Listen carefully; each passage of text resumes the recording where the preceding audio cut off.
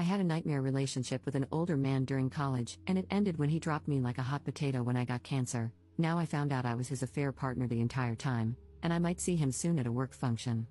Posted by you/Captain Gazpacho. When I, 29F, was 21, I dated a guy who was too old for me.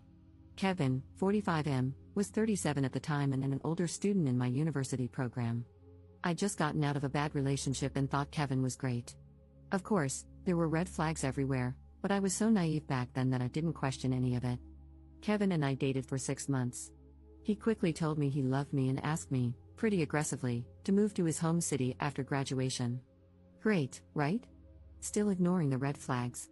In my last semester, I was diagnosed with cancer, and my world fell apart. The day I got my diagnosis, Kevin made out with another woman at a party in front of me. I left in tears.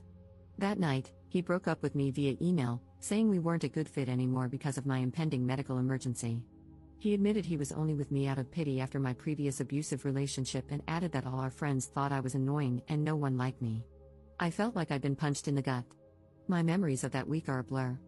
I had to drop out of the semester and take a medical leave of absence. In the meantime, Kevin followed me around campus, demanding to know why I wouldn't talk to him and insisting that I forgive him. I remember looking at him like he was insane. I asked him, "So, are you apologizing for what you did?" And he said, "Of course not, I didn't do anything wrong. It's not fair that you're angry at me like this." I told him to go to hell and focused on getting my paperwork squared away and moving back home for chemo. That period of my life was a nightmare, and I don't like thinking about it. I became suicidal and was diagnosed with depression, so I started seeing a psychiatrist while undergoing chemo. I lost most of my friends, as they didn't know how to deal with my illness. However, a few stuck by me, and they're still my friends today. Some of them are even my colleagues now. In the months after I left school, Kevin badgered me over text, saying he didn't know what happened between us and demanding that I forgive him. In the middle of chemo, I told him I forgave him just to get him to leave me alone. As soon as I forgave him, he vanished, and I never heard from him again. I blocked him on Facebook to ensure he couldn't come back into my life.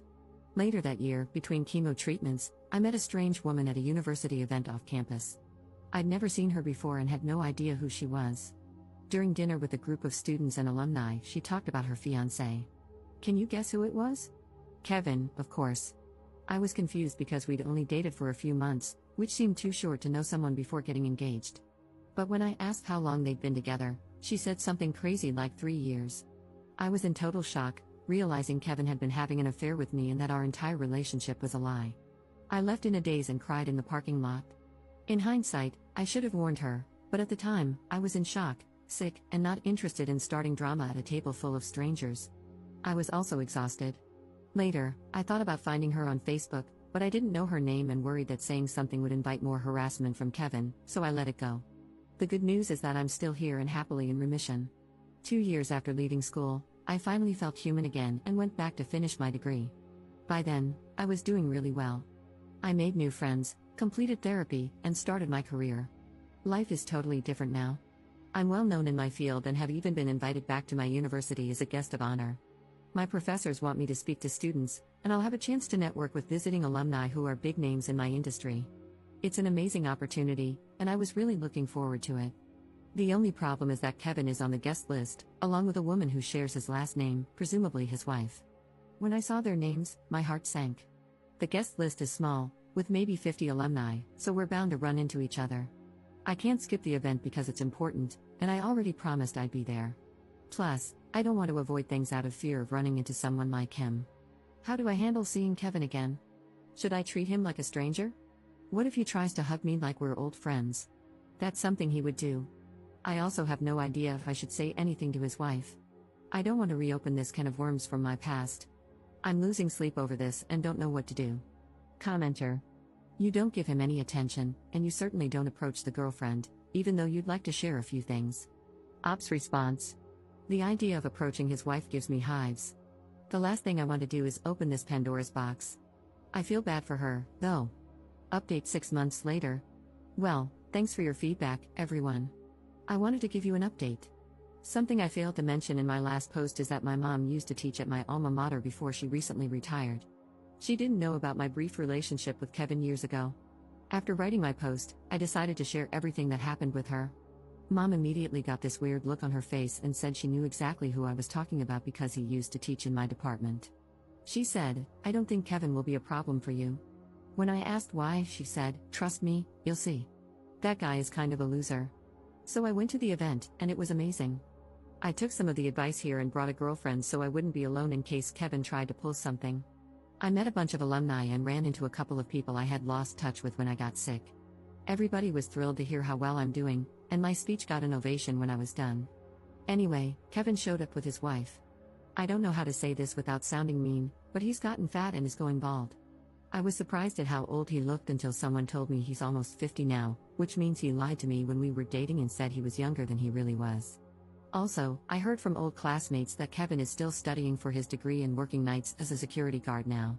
Kevin was the only person at the event who avoided me. Like, it was obvious. I thought he was going to avoid me all night until I accidentally found myself alone for 30 seconds, which is when he nervously approached me to congratulate me. I smiled, said thanks, and kept moving. He tried cracking a dumb joke to me later, but I just ignored him, which seemed to frustrate him. Overall, I just spent the night focused on the people around me and forgot he existed. Interestingly, he managed to repeatedly piss off a bunch of people, including his wife and one of the deans, throughout the night with stupid comments. It got so bad that people started a running joke about what an insensitive moron Kevin was. I'm so glad I went and didn't allow one jerk from my past to make me hide. I had a great time and was surprised at how unafraid I felt when I saw Kevin again. The memories from that time of my life were so traumatic, but now he's just some jerk I once knew. I'm not sure now WTF I ever saw in him or why I was ever scared of him. Oh, and by the way, I recently started a great new job that came with a big raise, which means I'll have my student loans paid off this year, so life is good. Thanks for your help, Reddit. Edit. Wow, the comments got locked fast. 2 things I wanted to add.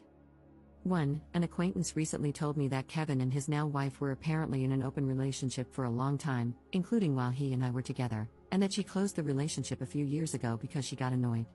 I can only imagine the shenanigans. I feel better knowing he didn't cheat on her, even though he still cheated on me, and, of course, he didn't tell me about his wife at all. Whatever, though. 2. My favorite part of the evening, I blocked Kevin on Facebook years ago, so he's had no updates on my life, including the fact that I go by my birth name now. In college, everybody called me by a nickname, but no one's used it in years. So all night, he kept calling me by this super old nickname. People kept looking at him like he was crazy and asking, "Why are you calling her that?" Kevin got super frustrated because he realized everybody was in on some joke he didn't understand. No one would clue him in, I guess. Commenter. Oh, this update gives me life. I'm so happy to hear about your success, congratulations and well done. I'm so glad you are finally able to move on from this idiot. You are clearly 2 very different people. Ops response. It's so obvious now that the only reason we were ever together was that I was young and naive. Now that I'm almost 30, he doesn't make any sense to me. It's so weird and creepy.